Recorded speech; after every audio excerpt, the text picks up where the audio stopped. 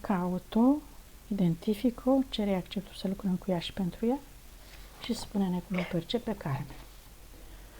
Mă cunoaște. Ea zice că m-a chemat, dar m-a dus pe un deal într-un beci. Niște trepte săpate și un beci. Am găsit-o acolo în camera asta, în beciul ăsta. Am găsit-o plângând și percep și pe o parte și pe cealaltă foarte multe damigene. Damigene cu dopul pus, dar goale. În față sunt două paturi supraetajate unde mi arată că acolo avea murături, dulcețuri, zacuscă și mai mi-arată și niște chestii așa învelite, ca niște dovleci înveliți ca să nu înghețe. Și pe ea am găsit-o plângând și foarte nervoasă pentru că totul i-a fost furat. Când s-a întâmplat asta? Nu știe când s-a întâmplat chestia asta. Știe doar că a rămas fără nimic. Bănuiește piticii și am întrebat eu, zic elementari, și a spus da, dar nu este treabă doar de pitici aici. Clar e cineva mai mare și nu reușește să-și dea seama cine.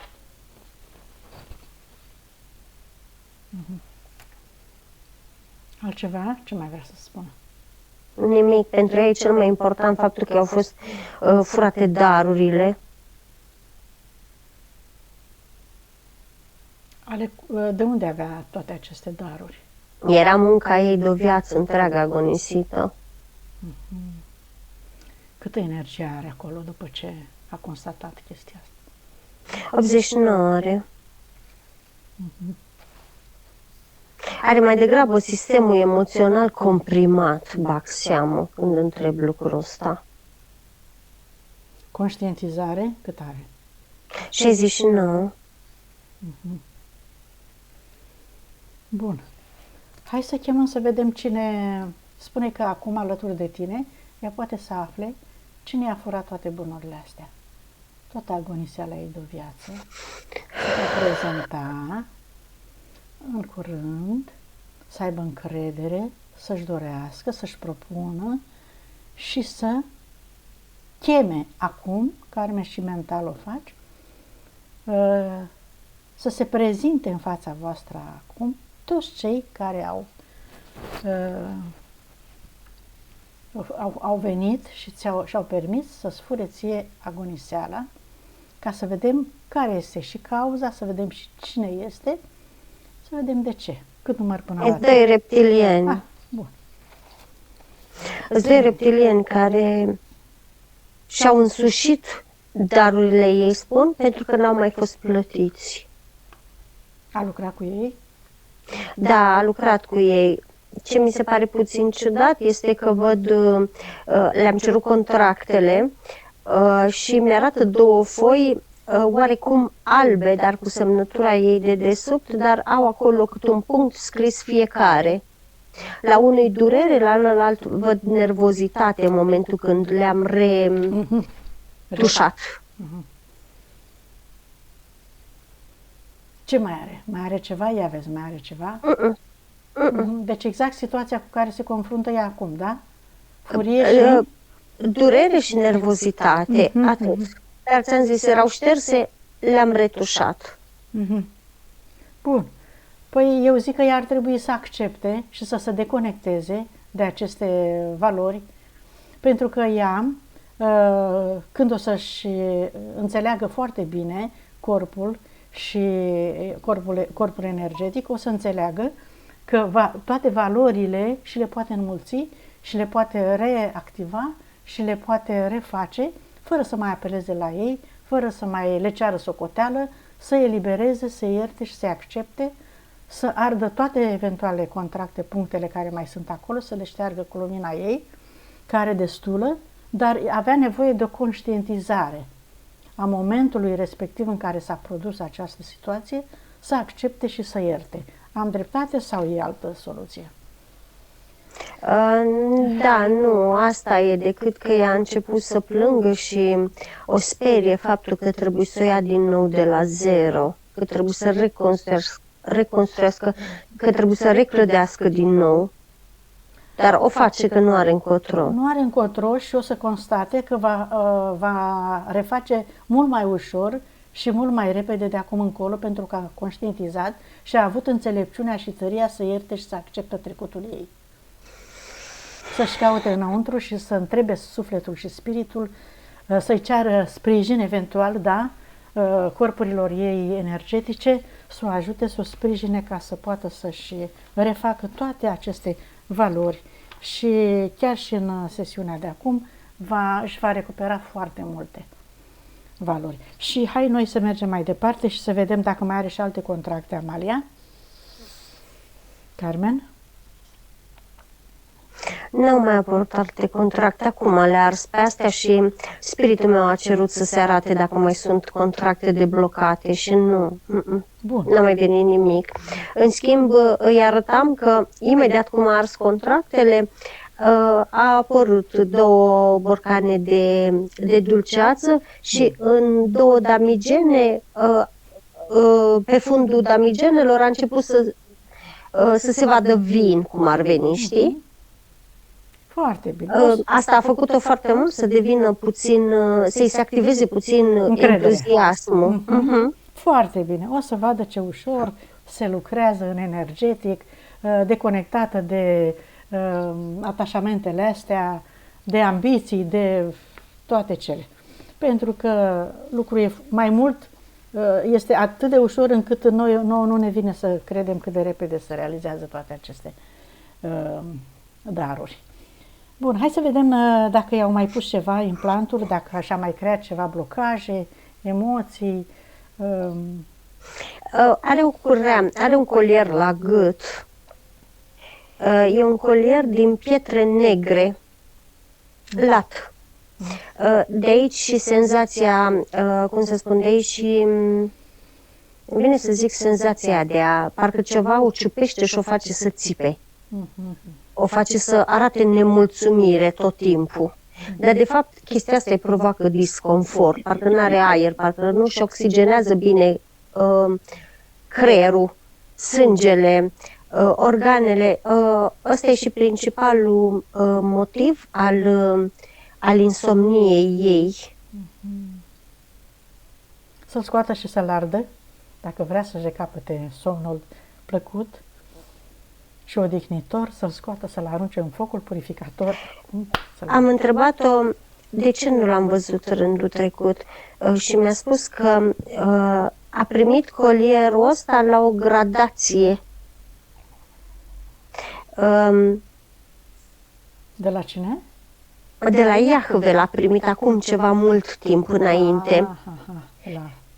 Și e ca și când a ținut foarte mult la el, s-a mândrit foarte mult cu el și a simțit că o să îl dau jos și că o să îl ard.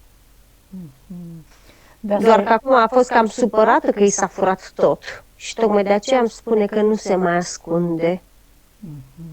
De asta, din când în când, îi pronunța numele lui Iahve, în realitate. Corect. Și după aia îi părea rău și regreta și iar îl pronunța și uite așa, se înfuria din cauza asta. Bun, afară cu el, acum pentru totdeauna, ars în focul purificator, destructurat pentru totdeauna. Ei mai percep spiritul ei o curăț acum de niște nu sunt paraziți astrali, niște mingiuci negre, le are puse în stomac, în piept, dar coboară așa până în intestine. Asta este senzația ei de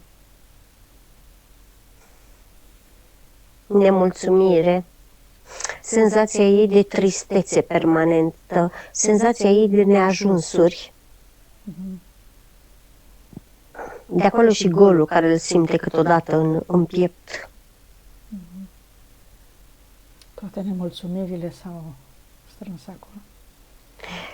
S-a mai încercat conectarea ei la calculatorul central. Acum îi șterge amprenta și percepe spate. A fost deconectată, dar e, cum să spun, la cum percep rana e de curând. Aș zice 2 luni, cam așa. Cu siguranță a simțit și pe o parte și pe cealaltă a spatelui niște înțepături bruște. E ca și când cineva a încercat să o ancoreze. I-a băgat așa ca niște ancore din astea, așa ca niște săgeți din astea, așa, știi? Are 4 pe partea stângă, 3 pe partea dreaptă. Așa. A vrut să o pună să tragă o greutate. A vrut să o pună să tragă ceva după ea. Dar să tragă ceva după ea, mă refer la... Nu e transgenerațional, parcă i s-a pus alt transgenerațional în spate, cum ar veni, știi? De acolo și senzația de amorțeală a spatelui, de acolo și senzația de picioare grele, de acolo și senzația de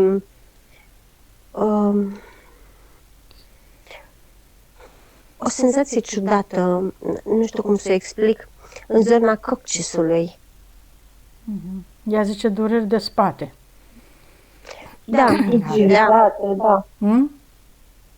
Rigiditate? Rigiditate, coloana rectificată, da. Deci ai diverse senzații, am înțeles. Cervicalele, da.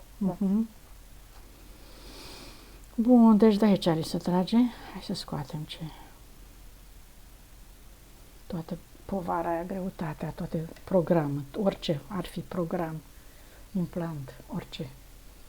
Scoate ușor, ușor, să-l desprindă cu orice amprentă, cu orice informație, orice frecvență.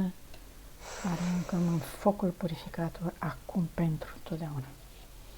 Destructurat, dizolvat, eliberat toată zona.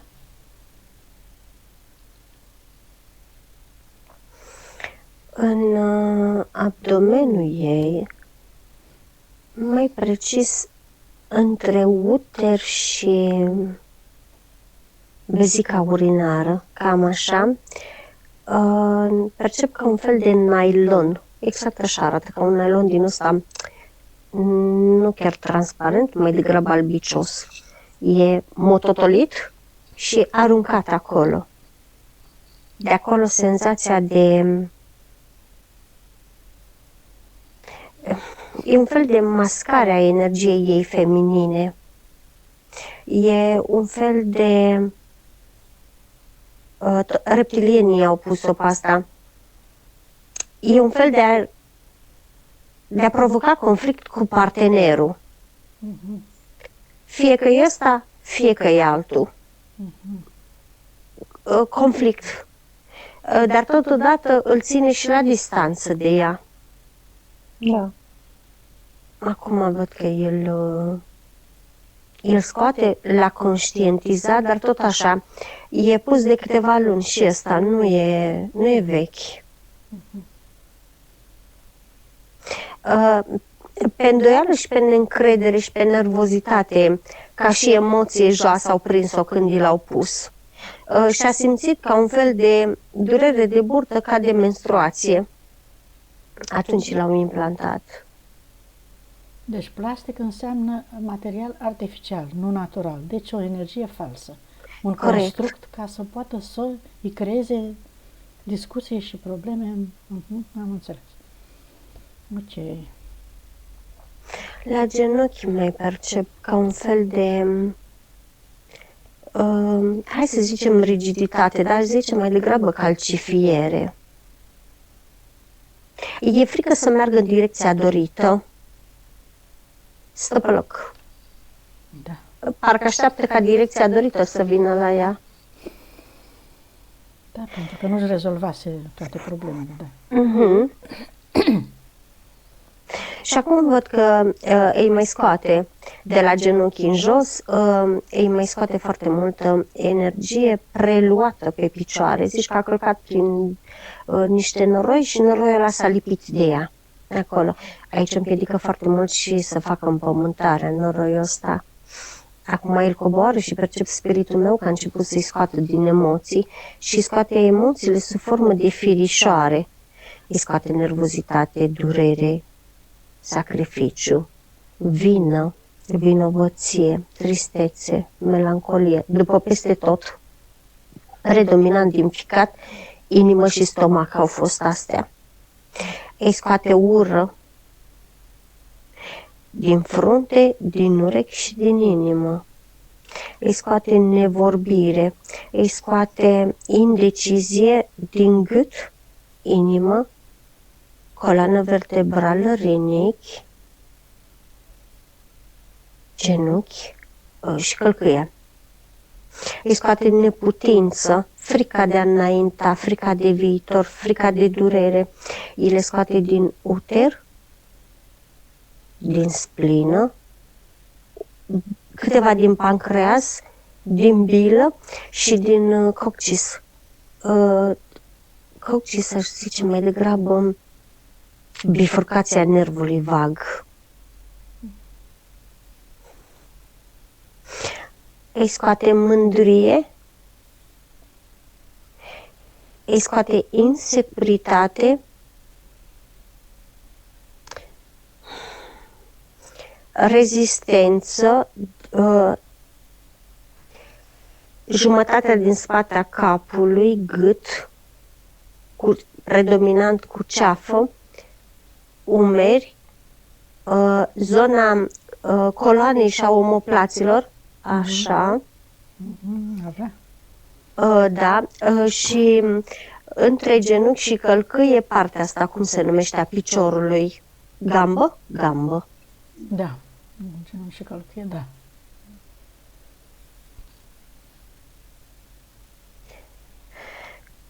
Îi mai scoate din ochi rușinea,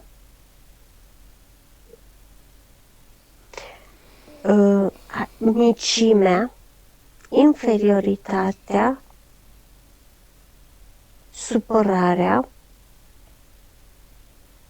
îi scoate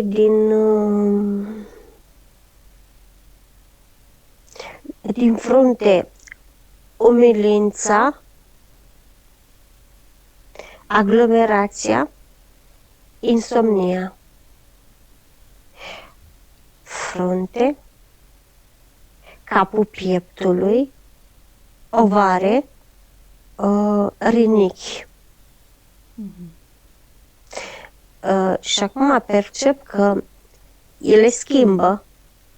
Deci le-a scos, le-a transformat și acum percep că îi bagă pe peste tot pe unde a fost, îi bagă bucurie, entuziasm, iubire, încredere, armonie și înțelegere.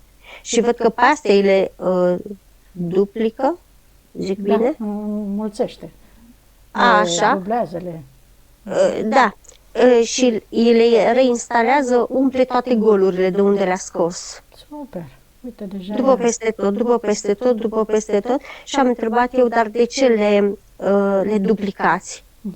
Și a spus exact așa, ca din 3 programe, îmi dă spiritul meu un exemplu, ca din 3 programe de același fel instalate, măcar să accepte unul. Dacă avea mare rezistență la schimbare. Ok, super, super, super. Da, bine, bine. Așa, bun, ai înțeles de unde venea, insomnia, dureri de cap și așa mai departe, anxietatea și toate astea. S-au scos acum, te-ai eliberat și ți-a băgat altele în loc. Bun. Hai să vedem ce mai are, dacă mai are ceva de scos Amalia, i-a scos tot? Nu mai mi-arată acum nimic. Foarte bine.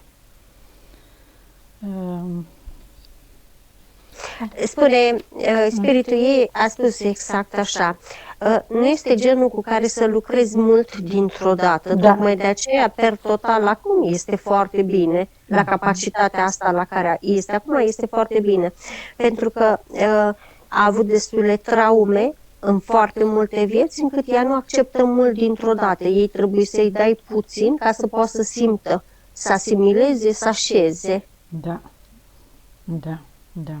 Bun. Atunci mergem mai departe, să vedem și liniile de potențial de suferință, dacă are, câte are.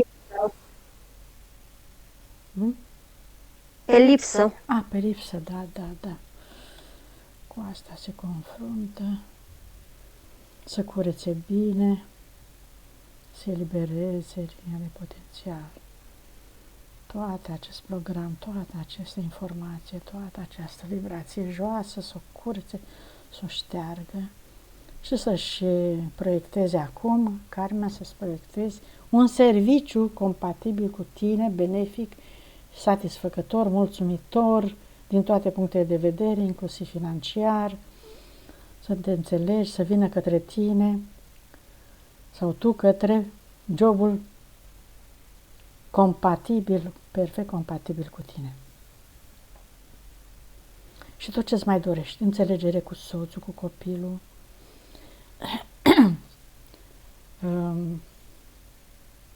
cu părinții, o să trecem la întrebări după aia. Puneți acum tot ce-ți dorești tu pe linia de potențial.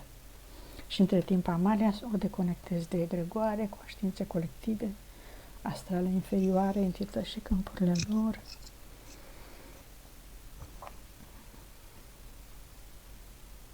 Da. Și acum hai să chemăm persoanele și să continuăm cu întrebările ei. Copilul, soțul, părinții, tot ce mai are, colegi, vecini, prieteni, prietene. Nu mai percep legături karmice. E ca și când am mai curățat cordoanele, percep foarte des. Bun, dar vrea să știe de ce o contrazice copilul ei, care e destul de mic pentru a face asta și totuși... Este, cum să spun, ceea ce nu face ea, face copilul. Modul în care nu-și dă voie să se exprime ea, o face copilul, iar ea când se exprimă în stilul ăla de reproș, spune copilul. Dictatorial. Smucit, exact așa mi-a zis, în stilul ăla smucit. Iar copilul tinde să întoarcă oglinda ca să vadă ea cum se simte când îi se face chestia asta. Adică ceva de genul, să-și dea seama că trebuie să-și activeze maternitatea și răbdarea. Maternitatea, ai zis? Da. Răbdarea. Nu maternitatea, răbdare. Calmitatea și răbdarea. Calmitatea. Da. Bun, deși de acolo toate stările astea prin care trecea. Bun, acum oricum s-a curățat, vorbim de trecut. Nu o să mai fie. Așa. Cu soțul. Ia să vedem, are cordonul curățat? O întrebare. De ce soțul ia, să zic în râs, între ghilimele din când în când, partea asta care pe mine, în ultimii ani, mă atrage mult partea, nu știu cum să o numesc, spirituală? Zice că nu ne dă de mâncare și nu... Este modul entităților. Modul entităților. Modul entităților după el de a te opri pe tine. E ceva de genul de a-și băga coada ca să te dea înapoi pe tine. Nu face el în mod automat. Da. Percep că se acționează prin el.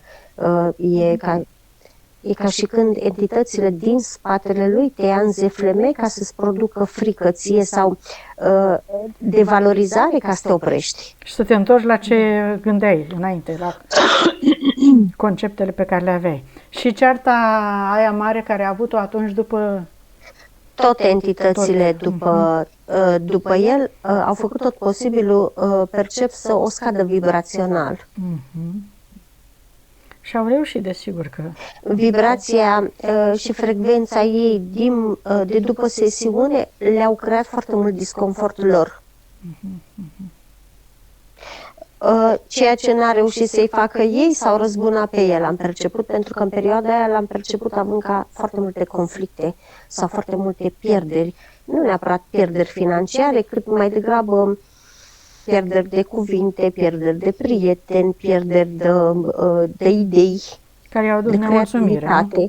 Nu? Bun, cum ar putea să... Care e compatibilitatea cu ei, cu el deocamdată?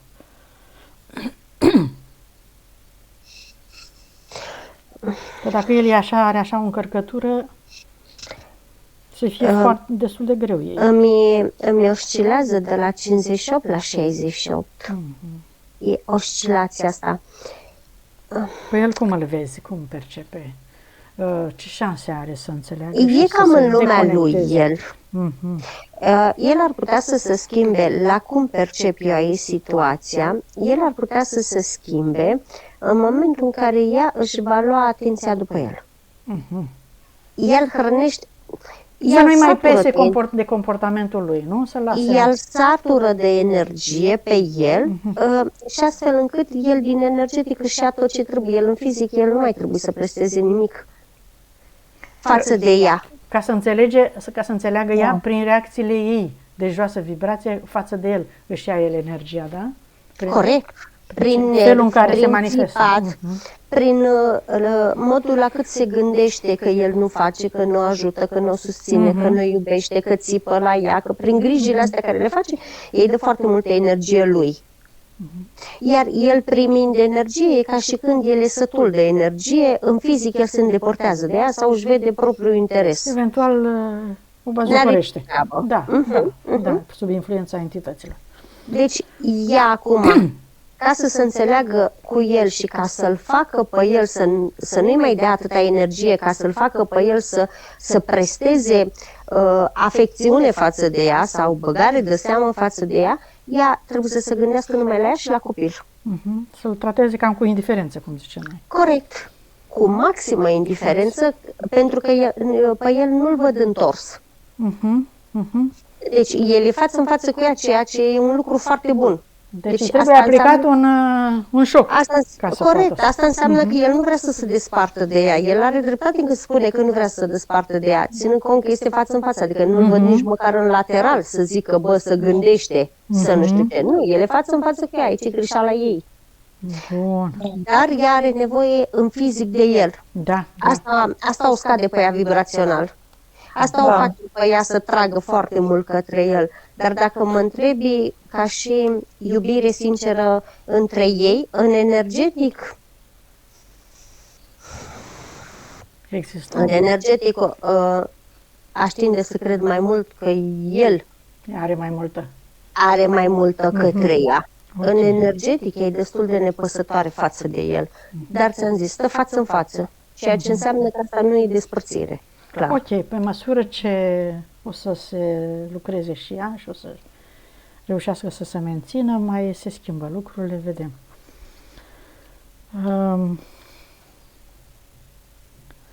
Părinții, vrea să știe cât este de benefic să-i aducă la ea, în țara în care se află ea. 78 e benefic, dar nu știu dacă... nu putem să vorbim pe termen foarte lung. Noi ne referim acum, în acest moment, ca părinții să vină, ca ea să-și aducă părinții la ea, e 78. Dar nu prea văd deschidere a părinților în energetic pentru chestia asta. Percep mai degrabă oarecum, cum să spun, și dacă vin o interpretează ceva de genul mergem, ne ajutăm fata puțin, ne întoarcem acasă înapoi. Bun, deci intenția lor este să o ajute. Au o chestie cu locul natal ei. Da, bătrânii, n-ar vrea să se rupă, dar poți să le spui pentru o perioadă sau ca să vă mai odihniți și voi, să mă ajutați și pe mine. Că au și venituri și astea și probabil că înțeleg că ai nevoie de. În sfârșit, deci este o amiabilitate în relația asta. Referitor la deplasarea lor, asta mai depinde în timp. Vrea să mai știe dacă este benefic să lucreze cu o persoană. Pot să-i dau numele, că nu cred că îl cunoaște nimeni? Da, fără probleme. Juan Carlos. Da. E benefic cursul cu el? Și cu Maite. Da, cursul e cu o fată, Maite, și ele o ajută. Deci amândoi lucrează energetic, Kundalini, să zicem. 48 percep compatibilitate cu persoanele astea. E până în 50, dar nu este nici foarte puțin. Nu există risc de contaminare cu ei, sunt așa de curați că poate să Nu-mi dă meargă? absolut nimic și nu-mi dă detalii despre ei, doar compatibilitatea ei să facă cursul cu ei este de 48. Da, ceea ce înseamnă, cred că trebuie să mai aștepte ca să se întărească ea bine, să nu poată să... Dacă e după părerea mea. Da. Nu mi-arată dacă au entități, dacă nu au entități, nu mi-arată chestia asta, dar în momentul de față nu mi urcă, nu mi coboară sub Bun. 48. Care este șansa ca ea să lucreze energetic cu persoanele la rândul ei? 83. Acum sau e vorba de timp? De viitor? De viitorul mai Îmi îndepărtat? arată acum după curățare. Acum În după timp curățare. mai Fără scade. cursul lor. Păi fără cursul lor asta înseamnă, nu? Nu are treabă Are cursul. treabă cu cursul. Păi ea vrea eu să mai- lucreze după ce face cursul cu ei. Am mai eu- făcut unul. Nu, eu mă Păi mai refer făcut unul tot cu acum- ei? Carmen? Nu, de Ah. hipnoză rapidă, nu cu alt profesor. Eu mă refer acum la întrebarea care este Adresată la la lucrul ei cu clienții în momentul ăsta. energetic. Acum, da. Ai ceva concret? O tehnică concretă, Carmen? Sau ai spus Am- întrebarea generală? Tehnica, am făcut practici, știu tehnica, dar că nu am N-ai lucrat încă. n-am început, da. N-are experiență, spune spiritul ei. Da. Așa, da, uite, hai că ne-a scos din... Bun, din încurcătură. Da. Bine. Între timp a curățat și transgeneraționalul. Pot să pun o întrebare, Da. Da. da? Da, zi. Eu am mai băiatul acesta sau eu din când în când, cum am mai vorbit cu el la cursuri, cred că e greșit, mi-a mai citit tarotul. Sau, mă rog, și de gânduri, imagini ce vin lui, e parte de tarot. Asta e greșit, mi imaginez. Depinde. În momentul când ai spus chestia asta, unul din cei doi reptilieni mi l-a arătat vag. Mhm. Chiar mă gândeam acum dacă ei sunt conectați la sursa pură sau falsă. Dar cum tu nu ne spui, rămâne să depisteze ea. Da, nu mi se pare fair play Da. să Nu-i spun. cunosc foarte bine.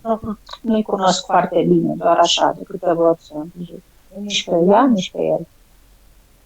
Va trebui să mă sor tu, să cauți tu răspunsul la întrebarea asta, Carmen.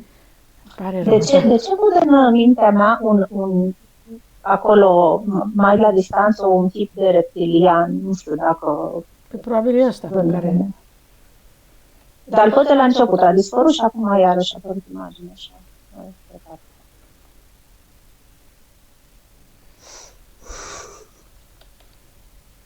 Nu poate să spună. Amalia e clar, înseamnă că e al lor. Este reptilianul lui. Da, hai că spun eu că eu am curat. Eu mă lupt cu ei și așa mă lupt cu ei, acum măcar să știu de ce mă lupt. Scuze, nu De le decrez. obicei, Ioana, ai văzut că mai spun, de obicei. Dar acum spiritul meu mi-a spus nu, pentru că ea în mentalul ei, ea deja și-a propus să facă chestia asta. Iar noi spunându-i chestiile astea, e ca și când noi o dăm înapoi de la lecția care, că asta pentru ea îi se transformă în lecție. Da, mă, de iar cade, iar o pățește, iar se vaită că nu ia... Dar spiritul ei nu se dă la o parte din lecțiile o astea. lăsăm să tragă Mai singură ales că concluzie. la chestiile astea ea face radiestezie și ea știe Nu face deja. radiestezie. Cum? Faci radiestezie, făcut Carmen? Nu am făcut, n-am N-a făcut făcut radiestezie, nu. radiestezie. N-a De făcut, a ce făcut mi alte arată cursuri. că Nu, a făcut cum o alte spară cursuri. cineva? Te-a lucrat cineva radiestezic, Carmen, vreodată? Radiestezic, nu. Am făcut regresiuni, deci hipnoză regresivă, curățări energetice, deschiderea chakrelor. Dar unul dintre terapeuți te-a măsurat și încă te măsoară. Probabil că au Ah. metoda lor de măsurare. Mai te lucrează cineva la momentul ăsta, Carmen, sau te-a lucrat și a încheiat?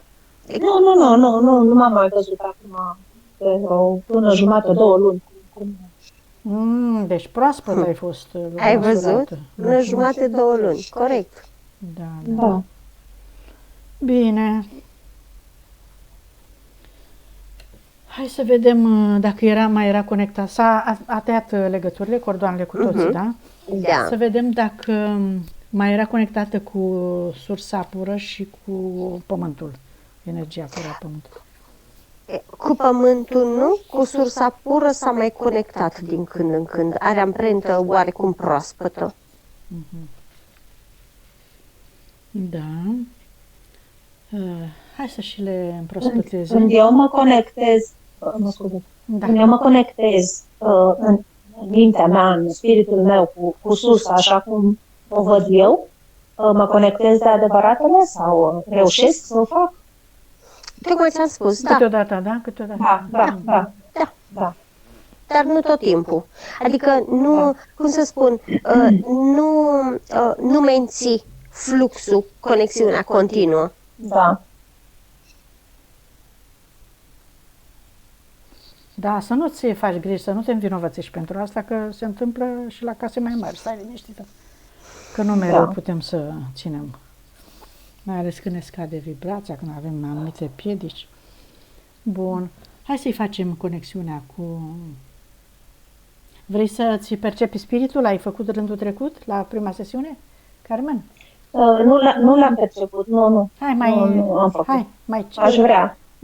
Mai caută o dată, comunică, intră în comunicare cu partea ta, sinele tău superior, suprem, care știe tot, care poate tot. Spune că vrei să-l percepi, să te atingă și să îți dea un semn pe corpul fizic. Acum.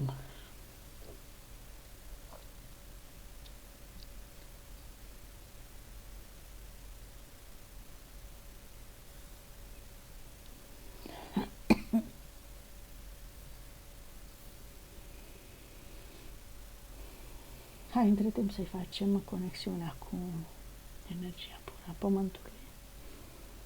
Dacă nu percepe, nicio problemă. A atins-o. A luat în brațe. Bun, îți imaginezi, Carmen, acum în centrul tălpilor tale 2 fascicule de energie care cresc, se adâncesc, așa luminoase, mari, din ce în ce mai mari, strălucitoare, care se unesc acum cu sfera de lumină strălucitoare a pământului.